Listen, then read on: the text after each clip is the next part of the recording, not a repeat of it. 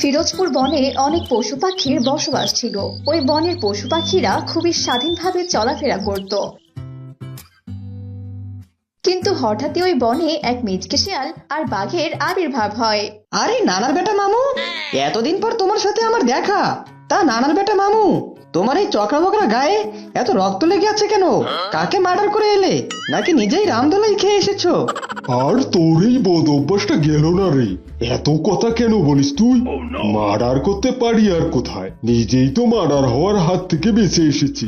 আরে ওই নদীর পাড়ে এক ছাগল তার দুই বাচ্চাকে নিয়ে বাস করে, তাদের খেতে গিয়ে তাদের মালিকের হাতের রামধোলাই খেয়ে এসেছি। তা তোর খবর কি? এ বনে কি শিকার আছে? আরে মামু, এ বনে তো শিকারের কোনো অভাব নেই, কিন্তু ধরা অনেক কঠিন। মামু, পাশে এক হাঁসের ফ্যামিলি বাস করে, কিন্তু ওই হাসি মহা চালাক।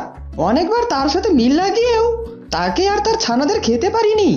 এক কাজ করো, ওকে পরে দেখে নিব। তুমি যদি আমাকে এ বনের পশুদের খোঁজ এনে দিতে পারো, তাহলে আমি তোমাকে তাদের ধরে এনে দিব। তুমিও খেতে পারবে আর আমিও খাবো। কি বলো, পারবে তো খোঁজ দিতে? আমি আবার বেশি হাঁটতে পারি না, আমার আবার বাতের ব্যথা, তাই তোমাকে বললাম আর কি। আরে এটা কোনো ব্যাপার হলো? আমি আজ থেকেই বেরিয়ে পড়বো। কিন্তু ভাগ্নে, এখন যে বড্ড খিদে পেয়েছে, তোর কাছে কোনো শিকার থাকলে দে না, একটু খেয়ে নেই। ওই যে শুরু হয়ে গেছে, যেই না একটু রস করে কথা বলেছি অমনি খাই খাই শুরু হয়ে গেছে। দাঁড়া, তোকে খাওয়াচ্ছি। মামু, আমার ডেরাতে একটা কচি সাপ মেরে রেখেছি, ওটাকেই খেতে পারো। আহ, থু, আরে না না, আমি সাপ টাপ খাই না, আমার কোনো খিদে পাইনি ভাগ্নে। কথাটা শুনে আমার বমি পাচ্ছে। তাহলে ভাগ্নে, এখন আমি চলি, শিকার খোঁজার জন্য তো খোঁজ লাগাতে হবে নাকি? এই বলে বাঘ শিকার খোঁজার জন্য চলে যায়। আর ছোট ছোট প্রাণীগুলোকে ধরে শিকার করতে থাকে। একদিন একটি হরিণ মাঠে ঘাস খাচ্ছিল। হরিণকে দেখে বাঘ বলে, আরে বাহ, এত সুন্দর হরিণ! ছোট ছোট পেঁপড়ের মতো পাখিদের খেয়ে আমার পেটের এক কোনো ভরে না। এই হরিণটাকে যদি খেতে পারি, তাহলে 2 দিন আর আমাকে খাওয়ার চিন্তা করতে হবে না। কিন্তু তার জন্য তো এখনই মিসকেকে এখানে নিয়ে আসতে হবে। মিসকে তো আবার অনেক বুদ্ধি, বুদ্ধি দিয়ে এই হরিণকে ধরে ফেলবে। বেটা হরিণ, তোকে আজ আমি খেয়েছি। এই বলে বাঘ মিচকে শিয়ালকে হরিণের কথা বলে। মিচকে হরিণের কথা শুনে বাঘের সাথে হরিণের কাছে যায়। আরে হরিণ বোন, তুমি আমাদের থেকে একদমই ভয় পেও না। আমরা তোমাকে ধরতে আসিনি, আমরা তোমাকে দাওয়াত করতে এসেছি। আমাদের মামুর বউ মামি গত সপ্তাহে ট্রেন অ্যাক্সিডেন্ট করে মারা গেছে, তাই তার নামে শ্রাদ্ধ করব। তোমাকে দাওয়াত রইলো হরিণ বোন। হয়েছে হয়েছে, আর চাপা মারতে হবে না। আমি তোদের মতলব বুঝি না মনে করেছিস? ওই বাঘের তো বিয়েই হয়নি, বউ আবার এলো কোথা থেকে? আরে হরিণ বোন, তোমার পায়ের নিচ দিয়ে সাপ যাচ্ছে, মামু ধরো। হরিণ যেই না তার পায়ের দিকে তাকায়, অমনি বাঘ আর মিচকে শিয়াল হরিণকে ধরে ফেলে আর তাকে মেরে দুজন মিলে খেতে থাকে। আর এসব হাসি তার 2 ছানাদের নিয়ে দূর থেকে দেখতে থাকে। হাসি তখন দ্রুত তার ছানাদের নিয়ে তার আস্তানায় চলে যায়।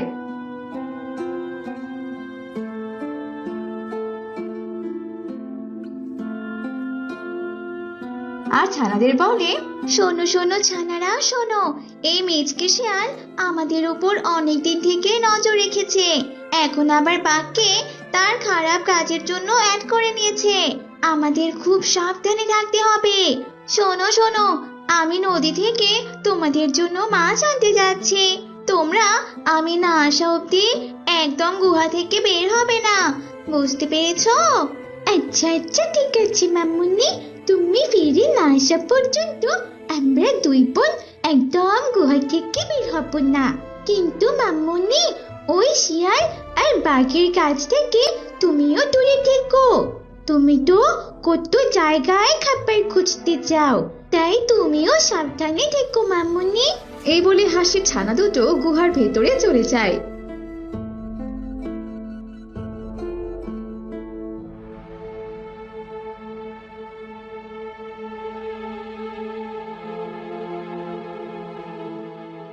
পরের পরের দিন সন্ধ্যাবেলা মিচকে হাসির গুহার সামনে চলে আসে।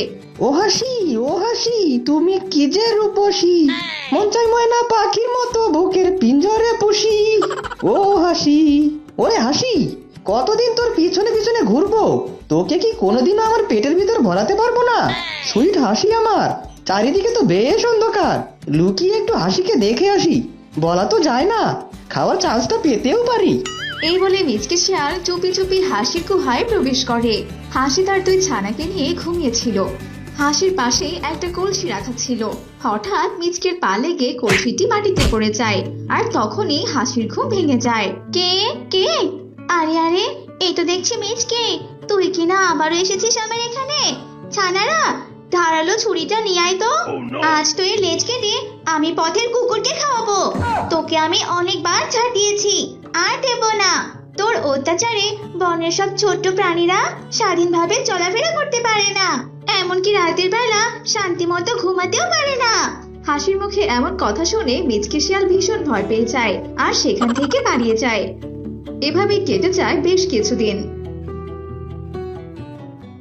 একদিন হাসির দুই ছানা তার মাকে বলে, মাম্মুন্নি, ও মাম্মুন্নি, আমরা তো অনেকদিন হলো নানুর বাড়িতে বেড়াতে যাই না। মাম্মুন্নি, চলো না নানুর বাড়ি থেকে একটু ঘুরে আসি। কিন্তু সোনামণিরা, তোমাদের নানুর বাড়িতে যেতে হলে তো নদী পার হতে হবে, কিন্তু এই সময় তো নদীতে অনেক পানি, আর শুনেছি নদীতে নাকি কুমিরাও আসা যাওয়া করে। এই অবস্থায় আমি তোমাদের নিয়ে কিভাবে নানুর বাড়িতে যাব বলো?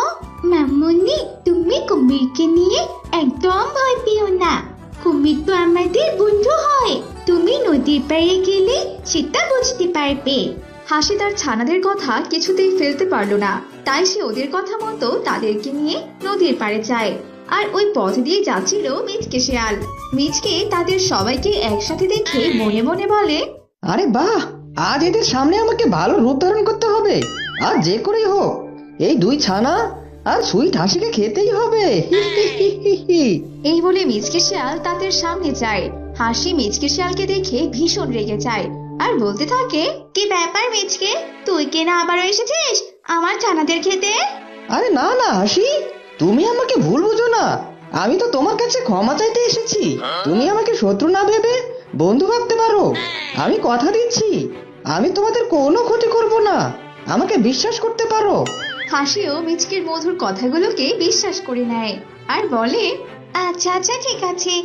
আসলে আমার ছানারা তার নানুর বাড়িতে যাওয়ার জন্য বায়না ধরেছে, কিন্তু এত বড় নদীতে আমি তো একা ওদেরকে নিয়ে পার হতে পারবো না। আরে হাসি, এ নিয়ে তুমি একদম চিন্তা করো না, এক কাজ করো, তুমি একাই চলে যাও, আর আমি তোমার ছানাদের পিঠে করে পার করছি। যাও, তুমি আগে চলে যাও। মিচকের কথা মতো হাসি নদীতে নেমে পড়ে, আর যেই না নদীর মাঝপথে যায়, অমনি মিচকে হাসতে হাসতে বলে, ইহিহিহিহি, ওরে বোকা হাসি, তুই সত্যি অনেক বোকা। এমনি কি সবাই বলে মেয়েদের বুদ্ধি হাঁটুর নিচে? আর আমার বুদ্ধি আছে বলেই সবাই আমাকে পণ্ডিত শিয়াল বলে। এখন আমি তোর ছানাদের পাপড় ভাজার মতো কর্মর করে খাবো। এই বলে মিচকে হাসির ছানাদের ধরে খেয়ে ফেলে, আর সেখান থেকে চলে যায়। হাসি নদীর পাড়ে এসে ভীষণ কান্না করতে থাকে। শয়তান মিচকে, তুই আমার ছানাদের খেয়েছিস? তুই কি ভেবেছিস হ্যাঁ আমি তোকে ছেড়ে দেব? তোর মৃত্যু খুব তাড়াতাড়ি হবে, এই আমি বলে দিলাম। এই বলে হাসি কাঁদতে কাঁদতে তার আস্তানায় ফিরে যায়। এভাবে কেটে যায় আরো কিছুদিন। একদিন মিচকে রাতের অন্ধকারে হাসির গুহাতে যায়, আর হাসিও তাকে গুহাতে দেখতে পায়। তারপর হাসি চুপি চুপি পেছন থেকে তার লেজে আগুন লাগিয়ে দেয়, আর সাথে সাথে মিচকের পুরো শরীরে আগুন লেগে যায়। মিচকে আগুন নিয়ে দৌড়াতে দৌড়াতে তার পুরো শরীর একেবারে ঝলসে যায়, আর সে মারা যায়। তারপর থেকে বনের সব পশু পাখি নির্ভয়ে চলাফেরা করতে থাকে।